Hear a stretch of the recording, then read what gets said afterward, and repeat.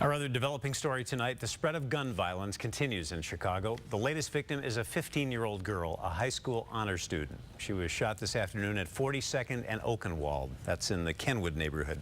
Darlene Hill spoke to her parents tonight and has our report live from Comer Children's Hospital. Darlene. Yeah, Bob, not a conversation I wanted to have tonight with those grieving parents. They tell me that their 15-year-old daughter was a special kid. She was excited about having attended the presidential inauguration in Washington, D.C. just a couple of weeks ago, and she was looking forward to spending part of the summer in Paris as part of a student exchange program. But instead of finalizing those plans, they're now making funeral arrangements.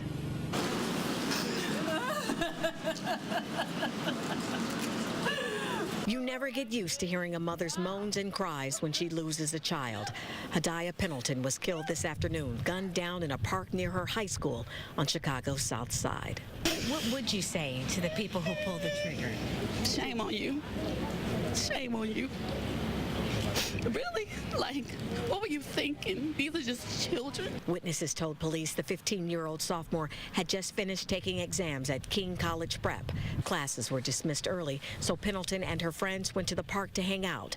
Moments later, witnesses say a young man appeared with a gun and randomly started shooting. The school was good, but the neighborhood was not, and that when we stepped foot outside the school, anything could happen to us. King High School made news last month when the students staged a protest, a 3-hour sit-in about the school's new after-school policy.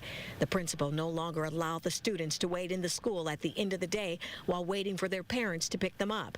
Some of the students told me their classmate would still be alive had the school doors been open. If we were able to be in a place that we could call like our safe haven after the bell rings, after school is out of session, I don't think it would have happened. Tonight, CPS officials tell us that after the sit-in, they changed their policy and now allow students to wait inside the school for their parents to pick them up, but many of them do not.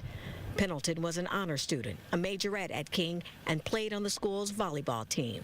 I'm not worried about where she's going. I know who has her. I just miss her. My heart's, there's a whole section of my heart that's gone. Her father says she was a good kid who always did the right thing. He's upset that more isn't being done to stop the senseless shootings in Chicago. Get the guns out of the hands of the people that don't need to have them. Now, I can tell you also tonight that, Bob, that a local community organization is offering a $1,000 reward for any information leading to the arrest.